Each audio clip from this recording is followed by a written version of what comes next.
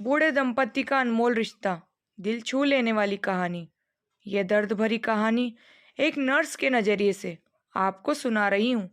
जी हाँ, मैं अस्पताल में काम करने वाली एक नर्स हूँ। जिस अस्पताल में मैं काम करती हूँ, वहाँ पर 3 शिफ्ट चलती हैं। उस दिन मेरी सुबह की शिफ्ट थी, जिसका टाइम 9 से 5 बजे का था। हमेशा की तरह मैं समय पर अस्पताल पहुँच गई थी। जब मैं अस्पताल के अंदर प्रवेश कर रही थी, तो मेरी नज़र वेटिंग रूम में बैठे कई लोगों पर पड़ी, लेकिन एक बूढ़े दंपति पर जाकर रुक गई। बूढ़ा और बूढ़ी दोनों आपस में कुछ बातें कर रहे थे। बूढ़ा अपने हाथों में पीठ पीछे कुछ पेपर बूढ़ी से छुपाने का प्रयत्न कर रहा था। बूढ़ी उन पेपरों को बूढ़े से छीनने की कोशिश कर रही थी। बूढ़ी की आंखों में थोड़ी सी शरारत थी। वहीं बूढ़ा तकरीबन रोने को था और उसकी आंखों में आंसू साफ दिख रहे थे। बूढ़ा बोला, इन पेपर्स में कुछ नहीं है, खामखा क्यों इनके पीछे पड़ी हो। बूढ़ी ने जवाब दिया, आज तक कभी कोई बात मुझसे छुपा पाए हो मास्टर साहब? वैसे भी एक शिक्षक को झूठ नहीं बोलना चाहिए, तो दिखाओ मुझे पेपर्स। बूढ़ा फूट फूट कर रोने लगा। बोला, नर्मदा, कैंसर है तुम्हें। 1 महीने बाद इस दुनिया में अकेला छोड़कर मुझे चली जाओगी। ये रिटायर्ड मास्टर अपनी जिंदगी भर की कमाई देकर भी तुम्हारे कैंसर की कीमत नहीं चुका पाएगा। बूढ़ा अपना सिर पीटते हुए बोला, तुम्हारे कैंसर की कीमत इस बूढ़े रिटायर मास्टर की औकात से कई गुना बड़ी है नर्मदा। बूढ़ी अपने पति के आंसू पोंछते हुए बोली, तुम्हारी औकात बहुत बड़ी है। मास्टर साहब, मुझसे पूछो, जीवन में तुमने मुझे क्या कुछ नहीं दिया है। मेरी हर ख्वाहिश पूरी की है, और ये डॉक्टर तो कुछ भी कहते हैं। देखना, मैं इतनी जल्दी मरने वाली नहीं हूँ।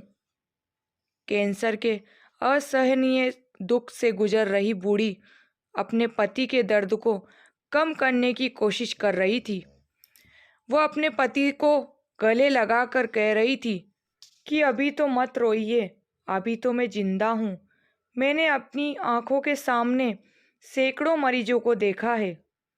कईयों ने मेरे सामने दम तोड़ा है। उनका दर्द मैं समझ सकती थी, लेकिन कभी उनके लिए मेरी आंखों से आंसू नहीं निकले। लेकिन इस बूढ़े दंपति का दर्द मेरी आंखों से भी आंसू बनकर बह निकला। इससे पहले कि मैं इस दंपति के पास जाकर उनको हमदर्दी के 2 बोल बोल पाती, उनका हौसला बढ़ा पाती, डॉक्टर विनायक उनके पास पहुंच गए। शायद वह भी मेरी तरह छुपके उनकी बातें सुन रहे थे। डॉक्टर विनायक उनके पास जाकर बोले, देखिए माँ जी, जीवन और मृत्यु का फैसला तो भगवान ही करते हैं।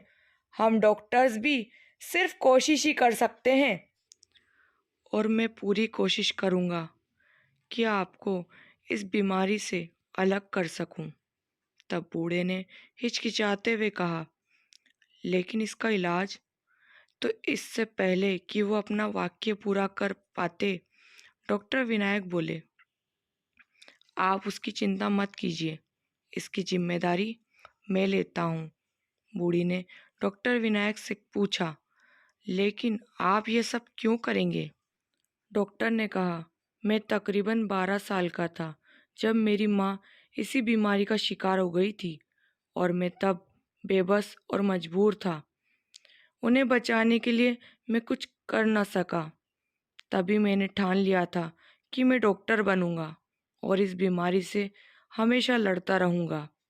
अगर मैं आपको इस बीमारी से निजात दिला सका, तो मैं समझूंगा कि मेरी माँ आपके रूप में कुछ और साल इस धरती पर जिंदा रह पाई।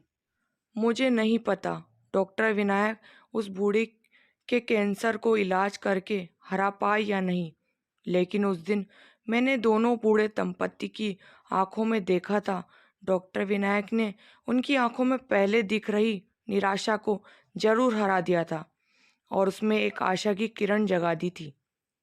उम्मीद करती हूँ कहानी पसंद आई होगी। कहानी अच्छी लगी हो तो लाइक करें, शेयर करें, और चैनल पर नए हैं तो सब्सक्राइब करना ना भूलें। बेल आइकन प्रेस करें ताकि मेरी नेक्स्ट वीडियो की नोटिफिकेशन मिल जाएगी। मिलते हैं नई कहानी के साथ।